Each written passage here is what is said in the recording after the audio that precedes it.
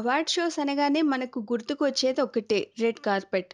ఈ red carpet పై నడవడానికి హీరోయిన్‌లు ఎనలేని జాగ్రత్తలు తీసుకుంటారు. దానికోసం ఫేమస్ ఫ్యాషన్ డిజైనర్ దగ్గరకు వెళ్లి రకరకాల డిజైన్‌లు వేసి చూసుకుని అతి కష్టం మీద ఒకదానికి ఫిక్స్ అవుతారు. ఇప్పుడు ఉన్న హిందీ న్యూ ఏజ్ హీరోయిన్స్‌లో popular commercial heroine Alia Bhatt కూడా ఐఫా అవార్డ్ షో కోసం భలే ముస్తాబయింది.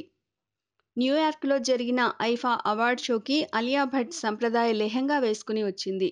తన తాజా సినిమాల్లో పార్టీ గర్ల్‌గా కనిపించి 'డియర్ జిందగీ'లో ఇండిపెండెంట్ అమ్మాయిగా నటించి అందరినీ ఆకట్టుకున్న ఈ పిల్లది మెట్రో కూల్ లుక్‌ను, పార్టీ లుక్‌ను పక్కన పెట్టి India top fashion designer Manish Malhotra design చేసిన లెహెంగా వేసుకొని తన అందంతో అందరినీ ఇట్టే ఆకర్షించింది.